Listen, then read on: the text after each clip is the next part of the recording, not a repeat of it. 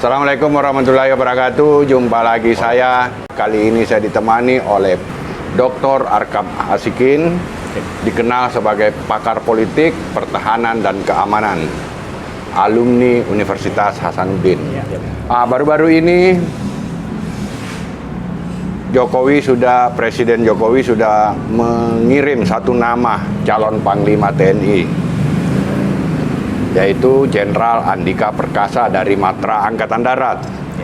Apakah ini tidak melanggar Fatsum yang biasanya digilir dari udara, laut, darat?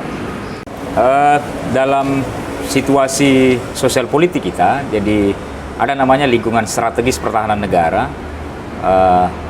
Ancaman, gangguan, dan hambatan dan tantangan itu dikaji oleh pasti oleh staf khusus presiden di bidang pertahanan dan keamanan, kemudian diberikan masukan kepada presiden, juga masukan tentunya pasti ada Dewan Kepangkatan Tertinggi di Mabes TNI. Itu Dewan Jenderal. Ya, ada Dewan Kepangkatan namanya. Oh, bukan itu Dewan Jenderal ya. Ada istilah Dewan Jakti gitu. Oh, Wanjakti. Dewan Kepangkatan Tertinggi untuk menilai siapa-siapa yang harus diserahkan kepada presiden. Dan itu yang tidak di floor kepada publik, karena itu bisa jadi Mabes TNI atau dalam hal ini Panglima TNI Pak Hadi bisa jadi menyodorkan satu nama, bisa juga lebih dari satu nama, 2 atau 3 nama, karena 3 kepala staf angkatan ini memenuhi syarat kalau syarat calon Panglima TNI. Nah, nanti finalnya pasti presiden, karena presiden tidak mungkin memilih 2 nama, karena sesuai regulasinya di Undang-Undang TNI 34 itu tahun 2004.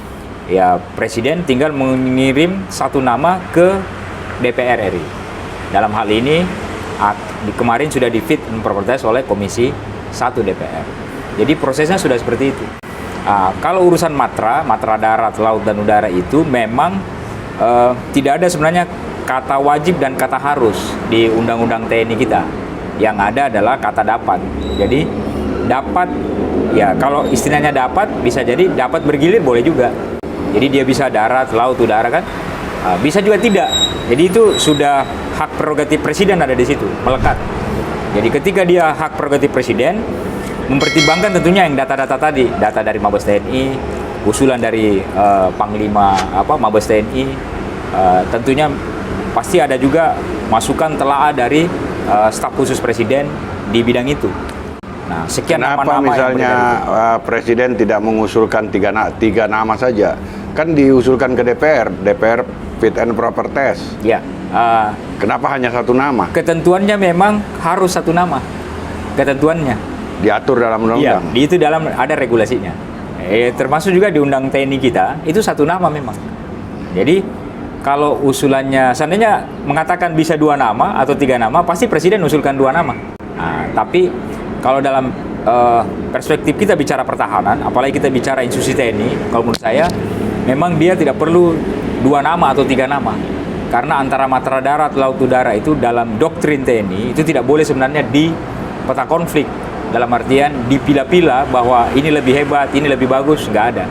Jadi biarkan presiden sebagai kepala negara menentukan Panglima TNI ini yang cocok dalam situasi 1-2 tahun ke depan. Karena itu biasanya dilihat situasinya yang sekarang, yang berkembang 5 tahun terakhir dengan yang akan dihadapi oleh negara. Nah itu situasinya pasti banyak informasi.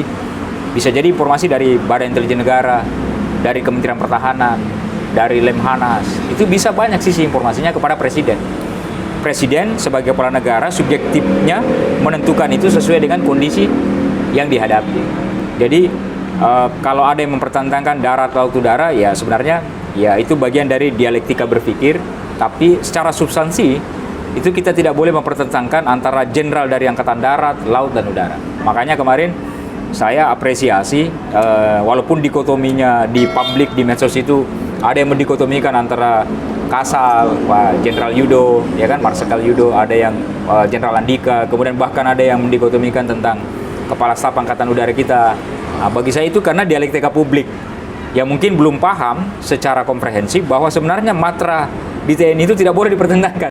Itu tabu dipertentangkan. Makanya usulan ke DPR satu, iya memang harus satu. Ke depan nanti kita lihat apakah revisinya Undang-Undang TNI ataukah revisinya di proses penggodokan calon Panglima TNI atau prosesnya yang di DPR itu. Nah, itu yang perlu kita kaji jangka panjang supaya jangan sampai posisi TNI itu kayak mau ditarik lagi secara politis oleh kelompok-kelompok yang punya kepentingan politis seperti yang di zaman-zaman sebelumnya. Ini kan agak aneh nih, Ya, Bang Arkam. ya, Karena Panglima TNI yang notabene pangkatnya jenderal, mantan kepala staf dari Matra TNI, mesti di fit and proper test di DPR, padahal cuma satu nama. Ya. Seandainya dua nama kan ideal dilakukan fit and proper test. Tapi kalau satu nama, seperti fit and proper test ini tidak bermanfaat. ya. Jadi kalau melihat kondisi fit and proper test selama ini, jadi saya lihat itu bagian dari sebenarnya bukan fit. Kalau menurut saya dia hanya bagian dari dialog. Wakil rakyat mau mengetahui kapasitas seorang calon Panglima TNI. Bukan menguji. Iya, karena kalau menguji tidak layak sebenarnya. Teman-teman itu mau menguji karena seorang Jenderal Bintang 4 itu nggak layak diuji oleh siapapun. Kenapa saya katakan tidak layak? Karena dia sudah paripurna itu kepangkatannya. Bayangkan dia sudah studi, dia masuk Akmil itu kan Mulai letnan. Iya, letnan 2 itu. Yang satu ini kan. Satu balok ya, sampai kalaupun ada bintang. prestasi dia bisa letnan 1 langsung. Ya. Itu dengan prestasi yang dianggap luar biasa di proses pendidikan. Nah, itu sampai kemudian itu jenjangnya naik ke kapten, ke mayor, letkol, kolonel, bintang 1, bintang 2. Itu prosesnya tidak mudah untuk sampai ke kepala staf angkatan darat, angkatan laut, dan angkatan udara, karena syarat Panglima TNI itu sudah dikunci di aturan. Ya. Boleh bintang 4, ya kan? Bisa saja ada yang bintang 4, tapi tidak boleh syarat calon Panglima itu bukan dari mantan kepala staf atau kepala staf yang lagi menjabat. Itulah hebatnya karena sudah dianggap paripurna. Dari sudut pengetahuan, psikologi, fisik, intelijensia, intelektual, dan daya intelijen. Dan daya melihat situasi teritorial, baik teritorial secara darat, laut, dan ancaman di udara. Jadi menurut saya ke depan memang kayaknya perlu revisi tuh Bung Akbar yang seperti yang Bung Akbar tanyakan. Undang-undang Iya, TNI itu. untuk apalagi di fit kalau hanya satu nama. Saya punya pikiran sebenarnya bukan bahasa fit yang harus muncul di DPR. Ya. Dia hanya bahasa pengukuhan dalam artian melegitimasi saja sebagai parlemen atau wakil rakyat, atau diistilahkan dia sebagai dialog gitu loh, atau dengar pendapat. Dialog pendapat antara calon Panglima TNI dengan anggota DPR RI atau wakil rakyat. Karena kalau fit, benar juga. Karena tidak ada pembandingnya. Karena calonnya cuma satu.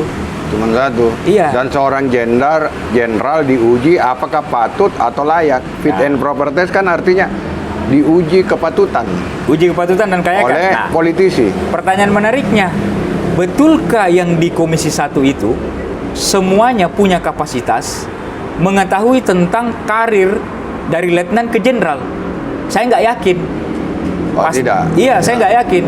Tidak semua di Komisi 1 itu punya pemahaman ilmu tentang pertahanan, tentang militer, tentang sejarah politik militer, tentang alutsista, tidak semua.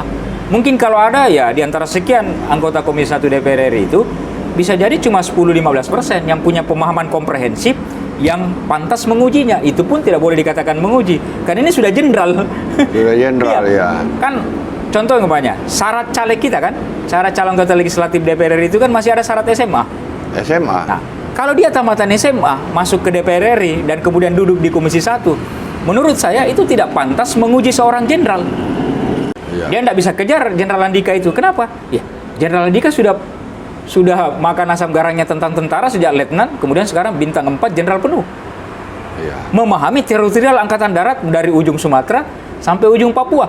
Kemudian seorang anggota DPR Komisi 1 yang punya ilmu wawasan tidak terlalu besar, tidak terlalu banyak, kemudian pokoknya tamatannya SMA atau S1 pun, kemudian tidak pernah belajar tentang pertahanan negara, hanya berapa 1-2 tahun terakhir ini belajar karena tiba-tiba komisinya di Komisi 1, Iya. tidak sepadan. Berarti nanti ke depan ini pengganti Andika misalnya kalau ada Ya. proses penggantiannya ya nggak perlu lagi fit and proper test. Ya, kalau menurut saya Tetapi sih sekarang dibenahi regulasinya. Ya, mungkin nanti mudah-mudahan di DPR mau menerima saran dan kita dialog, sebaiknya jangan ada fit, bukan istilah fit and proper test. mungkin istilahnya Rapat forum dengar pendapat. dialog atau forum dengar pendapat antara calon Panglima TNI dengan DPR. Cukup presiden, kan ini seperti kayak menteri nih. Presiden punya hak prerogatif menentukan Panglima TNI kan? Ya sudah, satu nama ini pemberitahuan saja ke DPR. Bilang ini loh calon Panglima saya, calon Panglima TNI untuk negara ini. Nah, silakan DPR sahkan saja. Tidak boleh seperti KPK, Ya, Mahkamah Konstitusi. Ya, kalau itu setuju saya ada fit. Karena ada fit. ada calon sekian banyak.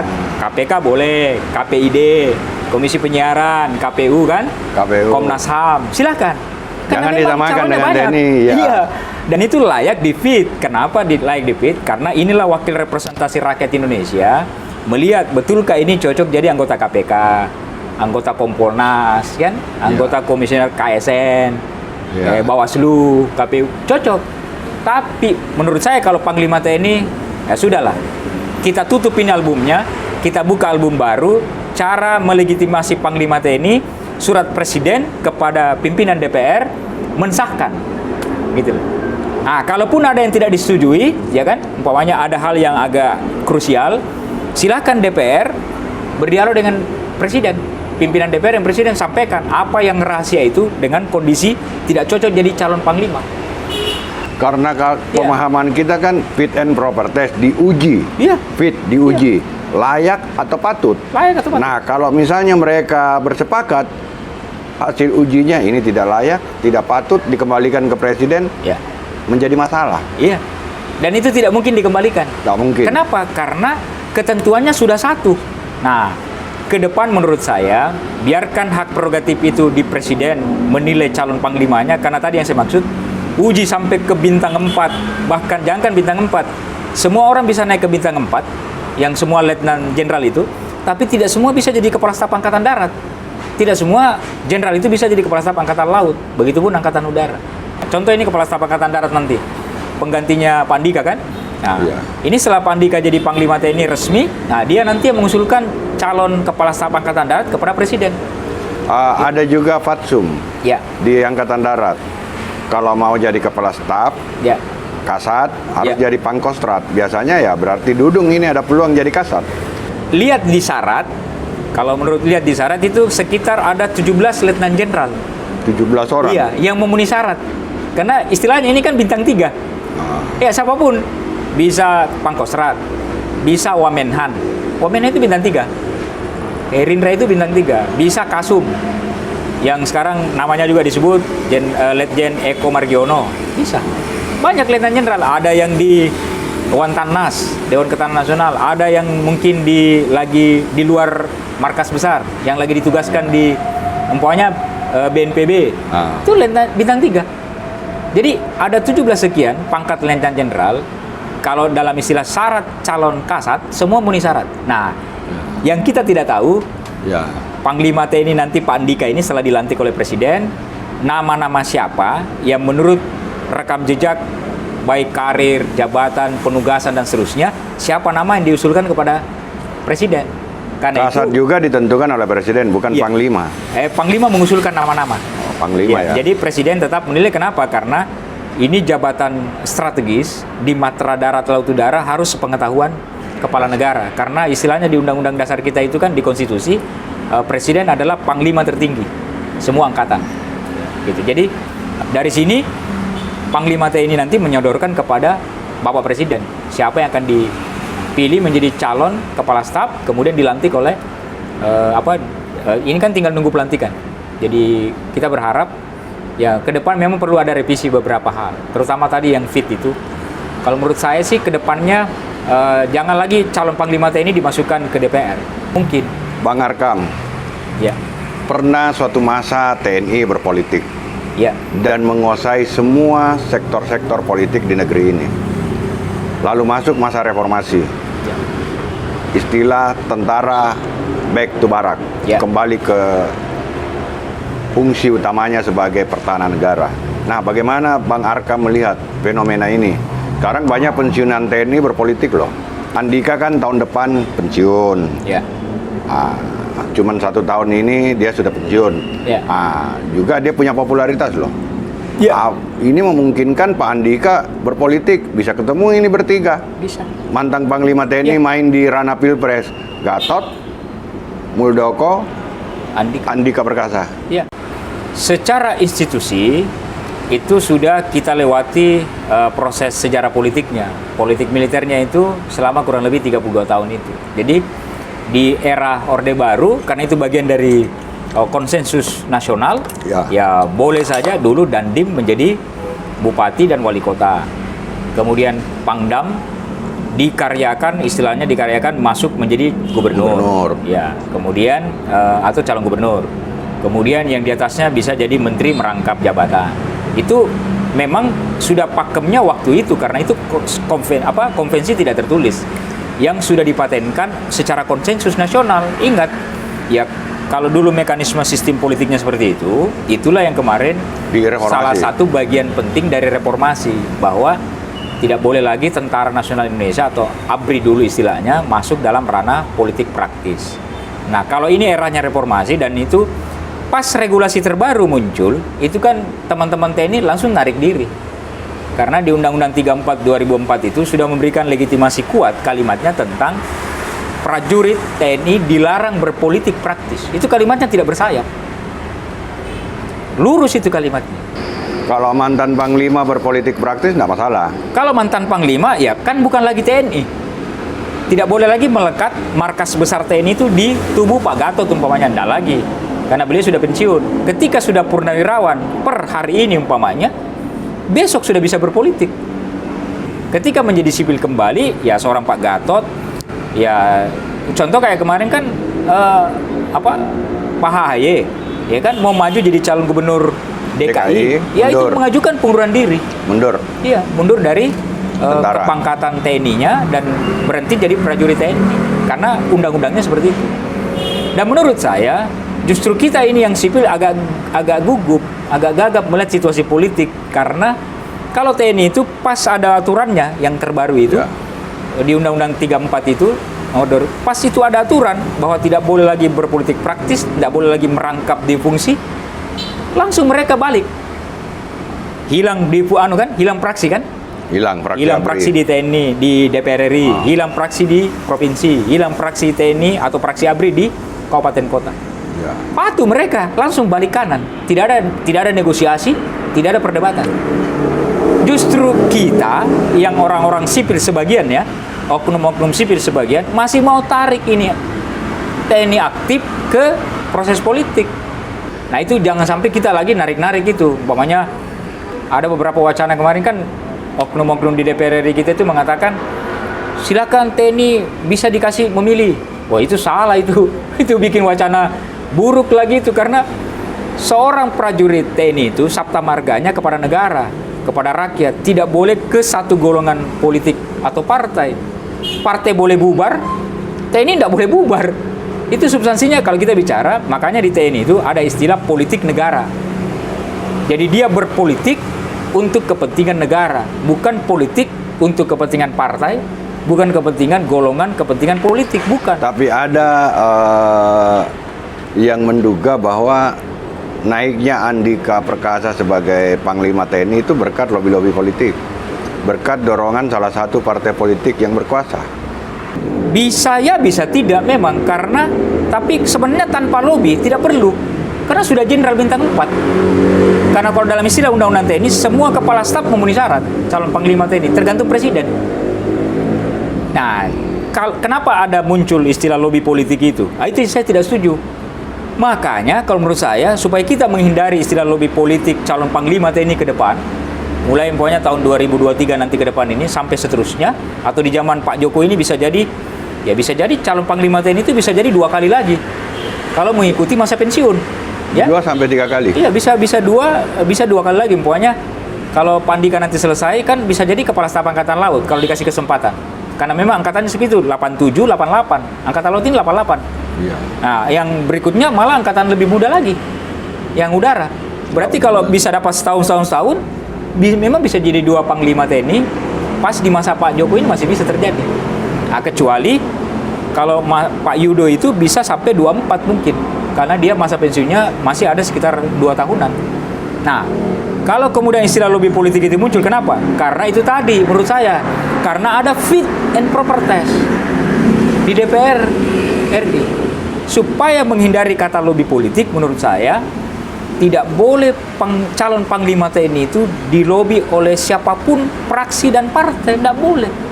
Bang Arkam, saya kembali ke soal karya Bang Arkam. Ini satu buku bestseller yang Strategi Baru Pertahanan Negara. Strategi Baru Pertahanan Negara. Ya, itu judul bukunya. Judul bukunya. Kalau yang judul disertasinya, yang doktoralnya, yang judul kecil itu. Ini buku ini dari disertasi.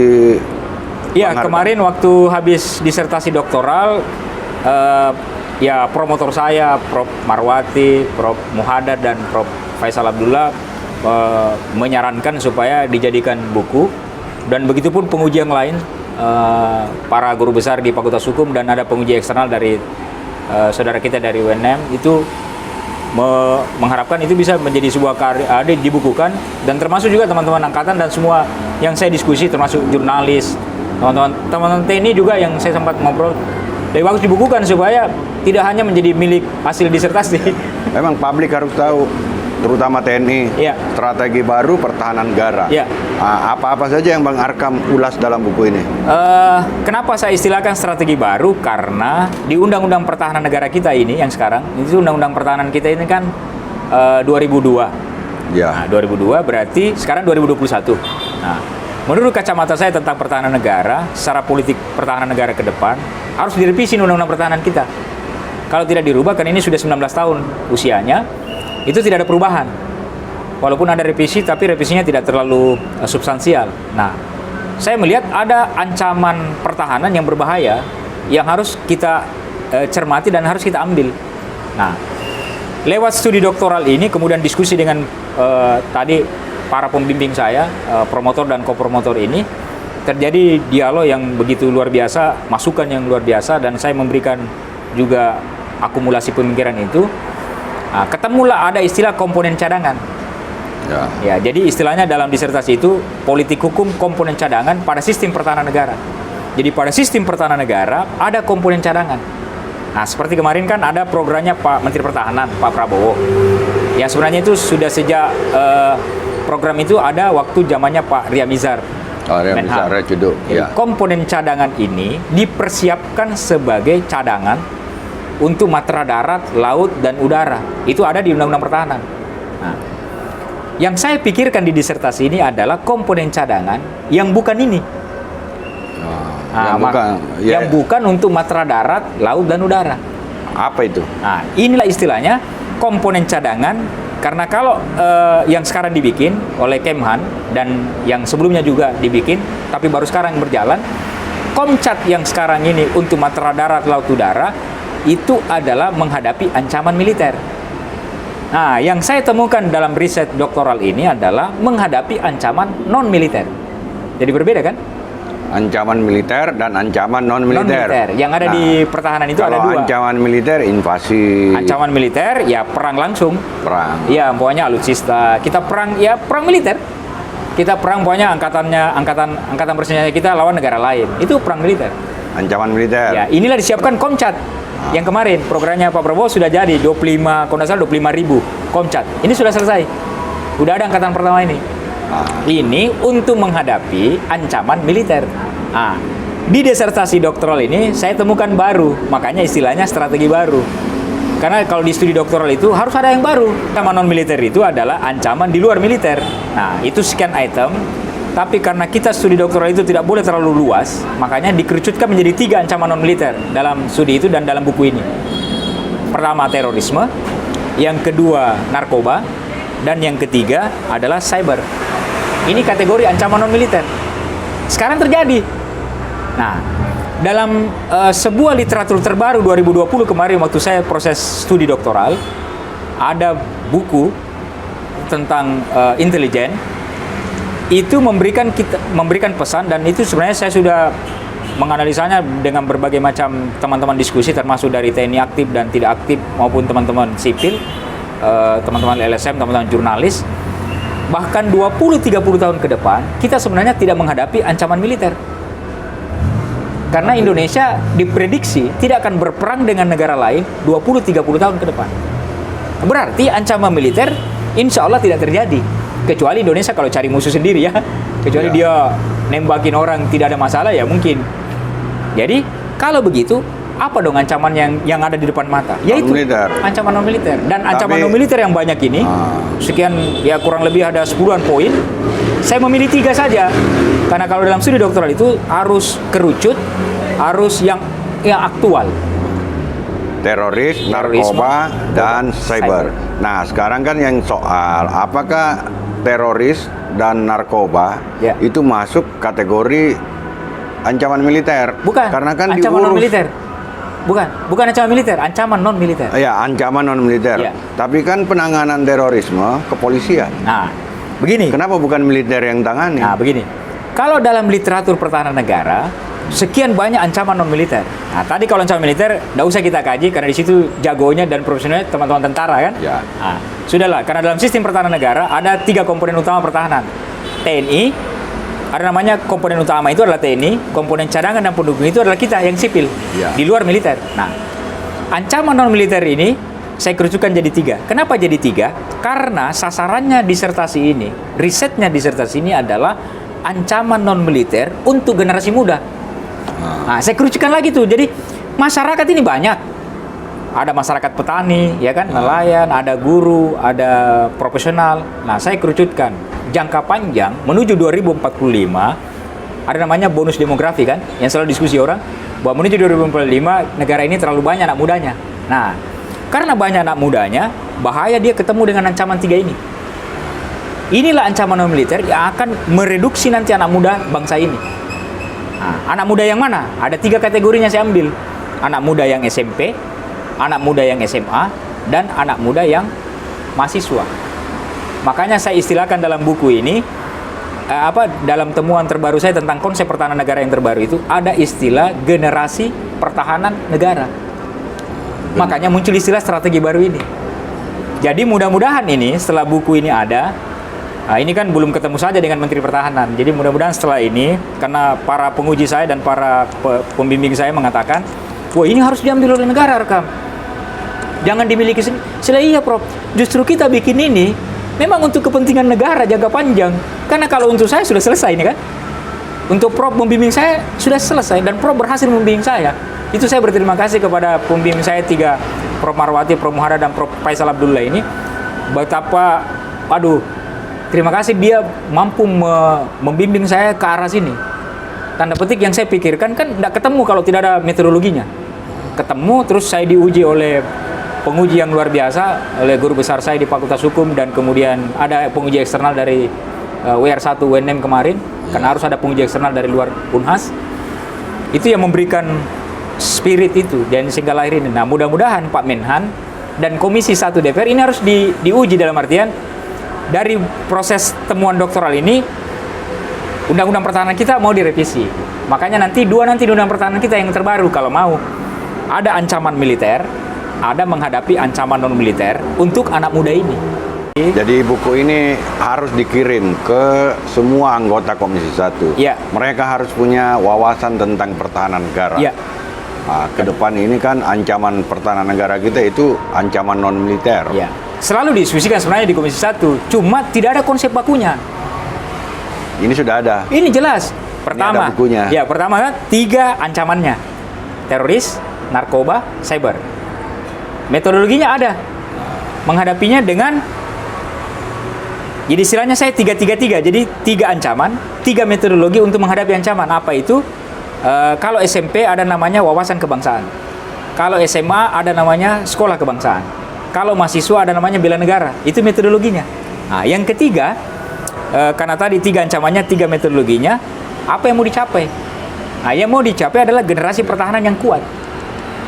Itulah makanya saya berani mengambil kesimpulan tentang generasi pertahanan negara itu menjadi konsep baru. Terus masa Andika untuk menjadi Panglima ini hanya 1 tahun 3 bulan. Ya. Kira-kira efektif enggak untuk menyelesaikan berbagai macam agenda? Kalau di tentara itu, karena di tentara itu semua proses pendidikannya sudah clear dan sudah Mereka memang betul-betul belajar tentara, jadi tidak ada lagi istilah tidak siap. Dia pasti siap.